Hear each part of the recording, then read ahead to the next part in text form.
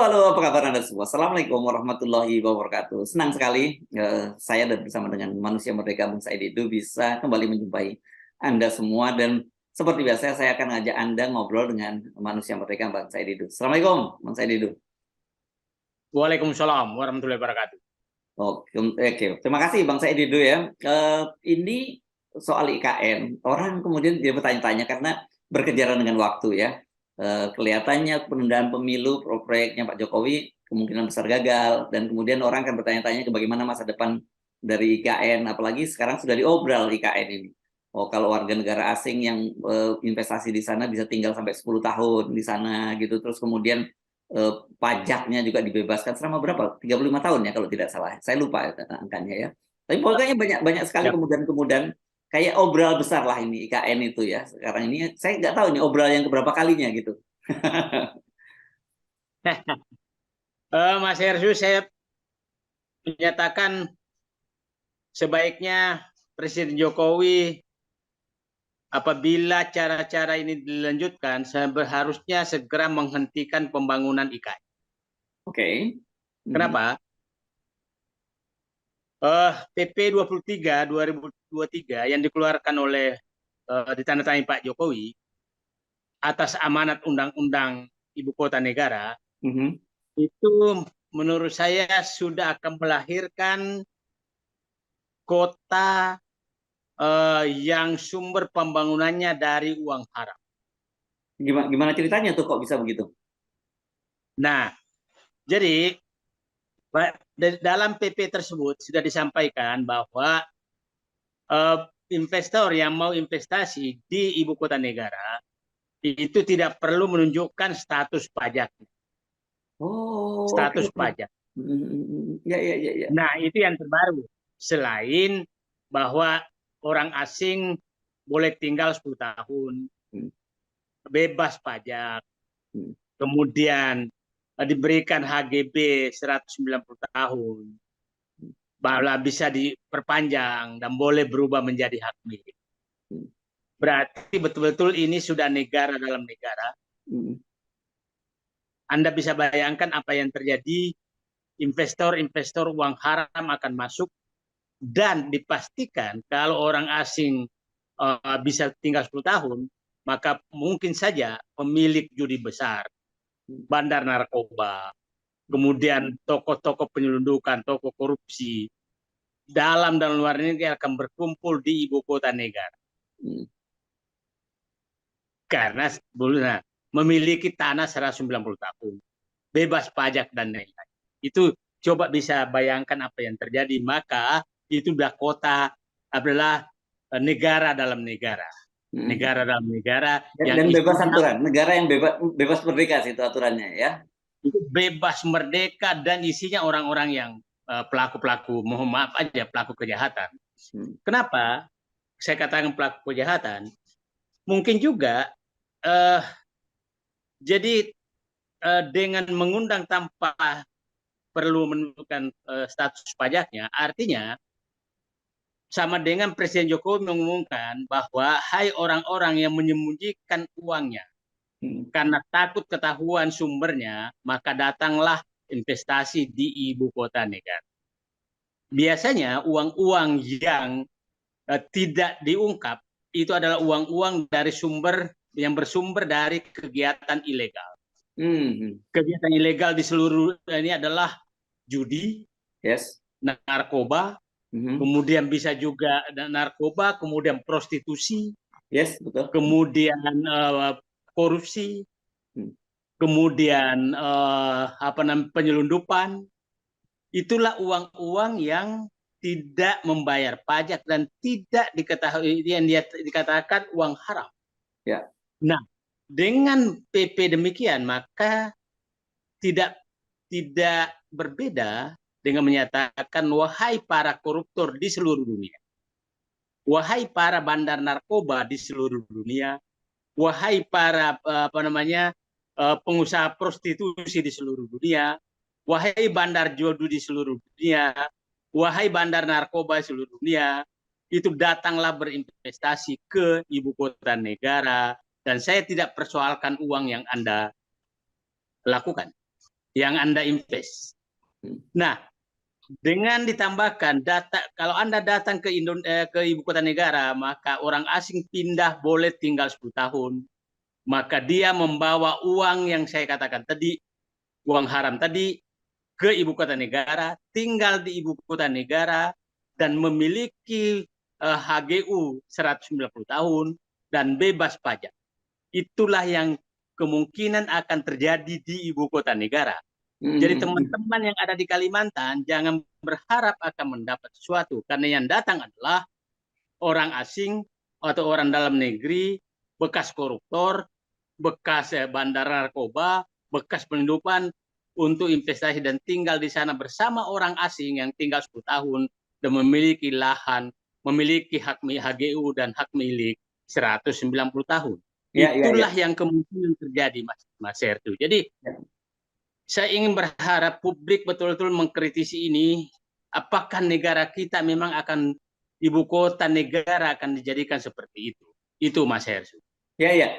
Dan saya membayangkan ya, karena mereka tinggal di ibu kota negara, orang-orang ini kan orang-orang yang punya duit, ya, Bang Said itu, yang selama ini biasa melanggar aturan, dan kemudian dia akan dekat dengan kekuasaan, karena kan semua petinggi negara ada di ibu kota itu kan gitu. Itu kan jauh lebih berbahaya lagi. Nah, benar Mas Hersu, akhirnya di sekitar pemerintahan yang tinggal di ibu kota negara adalah orang-orang yang biasa pelanggar hukum, mempengaruhi politik di luar negeri dan dalam negeri, kemudian bebas pajak, dan itu kan sudah tinggal di sana, tapi kan dia bisa berbisnis ke seluruh Indonesia dengan bebas.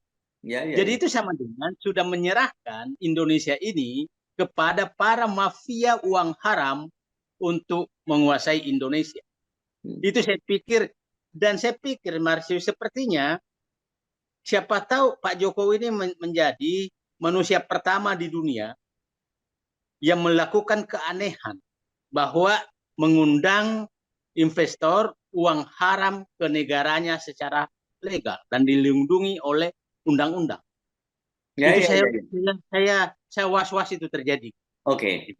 Ya, tapi kan begini ya, satu yang saya mesti kita lihat, mengapa kemudian pemerintah dalam hal ini Pak Jokowi melakukan itu kan menunjukkan bahwa tidak banyak investor yang berminat lah gitu. Kalau untuk menyatakan tidak ada investor yang berminat gitu, sehingga obrolan besar semacam itu.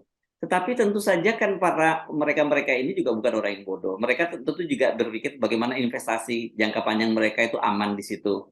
Dan dia tahu kan bahwa kekuasaan Pak Jokowi beda dengan Pak Harto lah gitu. Pak Harto dulu bisa sampai 7 periode, jadi mungkin bisa jangka panjang secara bisnis masih menguntungkan. Tapi orang kan melihat Pak Jokowi akan berakhir pada tahun 2024. Jadi peluangnya untuk bahwa peraturan dan regulasi yang dibuat Pak Jokowi dibatalkan oleh pemerintahan berikutnya kan sangat besar. Betul Mas, kalau itu sumber uangnya adalah uang halal. Kalau uang haram namanya tempat mencuci uang. Kembali 50% sudah bagus. Jadi maksudnya dia investasi 1 triliun tapi dan ketahuan dan hanya bisa menjual dengan 500 miliar, maka itu sudah bagus. Udah bersih, uang bersih itu ya jadinya ya. Menjadi uang yang kan 1 triliun uang kotor. Nggak bisa dibelanjakan kan kalau uang kotor. Seperti kasus lah, kasus pegawai pajak yang menyimpan uangnya di berangkas. Karena tidak bisa dipakai itu. Karena dia mencari incaran TPPU, pencucian uang. Nah, dia mencuci di di ibu kota negara. Jadi ibu kota negara itu adalah tempat mencuci uang bagi orang-orang berdosa di seluruh dunia agar uangnya menjadi halal. Jadi, nah sepertinya benar kata Mas Hersu tadi, uang halal tidak bisa masuk lagi ke tidak tertarik lah untuk masuk. Tidak menarik masuk ke IKN sehingga dibuatlah aturan mengundang uang haram. Itu Mas Hersu. Iya. Ya, dan bagaimana dengan situasi tadi itu kan ini tinggal hitungan tahun saja, dan ini gambling saya kira tergantung nanti apakah Pak Jokowi bisa mendorong penerusnya untuk terpilih pada Pilpres 2024. Artinya sebenarnya ini juga buat mereka gambling juga kan kalau mereka masuk sekarang. saya kok menduga mereka mungkin lebih akan wait and see, nunggu 2024 gitu. Itu lebih pasti Eh, 5 tahun. Begini, ini saya harus katakan lebih lebih lebih bagus Pak Jokowi menghentikan deh daripada ini membuat masalah Hmm. untuk bangsa Indonesia dan dirinya sendiri di kemudian hari. Itu Hmm. saya jadi semakin ragu mereka semakin bagus untuk menyelamatkan bangsa ini dari adanya kota tertentu yang isinya adalah uang haram, orang-orang yang tidak berintegritas berkumpul di sana, kemudian bertinggal di sana dan mempengaruhi kekuasaan sehingga Indonesia menjadi tempat betul-betul karena dia bisa bergerak ke seluruh Indonesia karena punya KTP, Hmm. maka menjadi bisnis orang-orang yang tidak bermoral. Saya katakan ya, Hmm. mengundang uang haram, yaitu uang yang tidak perlu diketahui status pajaknya, itu adalah mengundang orang-orang yang tidak bermoral datang ke Indonesia untuk menanam uang haram dan datang bersama dengan orang-orang yang tidak beretika, tidak bermoral, dan bisa melakukan apa saja. Itu yang paling bahaya. Yes. Ya, ya, ya. Oke, itu kan artinya dengan asumsi ya, mereka juga, ini saya sih tetap saja meragukan gitu ya, walaupun toh mereka uang haram, mereka juga pasti akan melihat regulasi-regulasinya. Kan pilihannya di negara-negara sekarang ini meskipun mulai sedikit, di dunia ini kan masih banyak tempat-tempat lain yang jauh bisa lebih menjamin keberadaan uang mereka ketimbang di IKN. Karena saya tetap melihat bahwa peluangnya di IKN itu buat mereka itu short term banget gitu, dan infrastrukturnya juga belum tersedia loh Bang di sana. Sistem perbankannya bagaimana? Perbankannya kan masih mengacu pada perbankan di Jakarta, di Indonesia gitu, masih dengan aturan-aturan yang ketat juga gitu.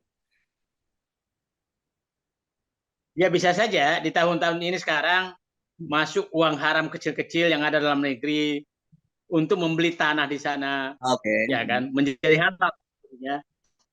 Nah, terjadilah pemilik tanahnya siapa, dinaikkan harganya, Hmm. yang punya tanah juga. Kita kan tahu berapa orang yang punya tanah di sana. Ya. Dinaikkan harganya, dibeli oleh uang haram ini, uang haram menjadi halal, yang punya tanah dapat laba. Oke. Setelah itu IKN nggak jadi. Ya, itu bisa. Bisa terjadi ya. Ya, ya, ya. bisa Oke. bisa terjadi. Baik, baik Bang Saidi. Mudah-mudahan itu tidak terjadi ya, karena tentu sekali lagi kita mesti membuat disclaimer. Kita bukan anti pembangunan untuk di Indonesia Timur. Kita mesti dorong pembangunan di Indonesia Timur. Tapi caranya nggak seperti inilah gitu. Kira-kira ya, Bang Saidi dulu ya.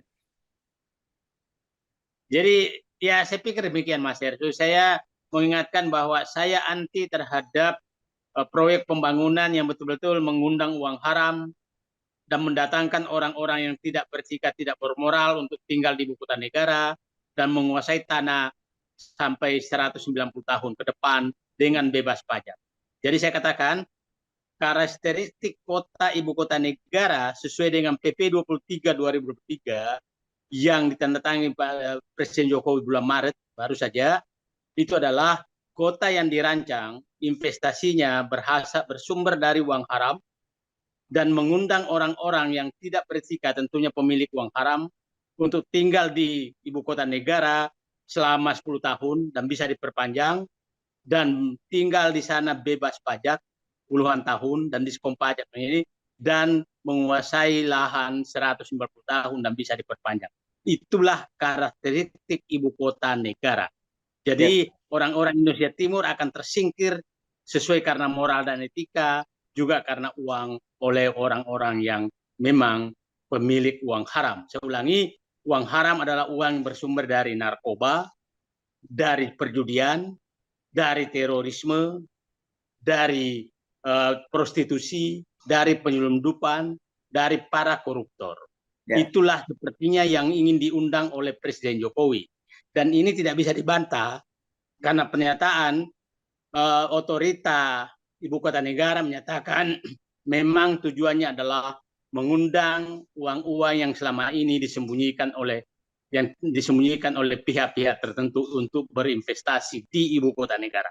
Itu Oh, clear oh. dinyatakan oleh pimpinan Ada IKN. clear pernyataan seperti itu ya, Bang Saidi itu ya. Jadi tidak asal tuduh Clear. Anda ya. Oke, Ya, baik. Terima kasih Bang Saidi itu. Assalamualaikum warahmatullahi wabarakatuh. Waalaikumsalam warahmatullahi wabarakatuh.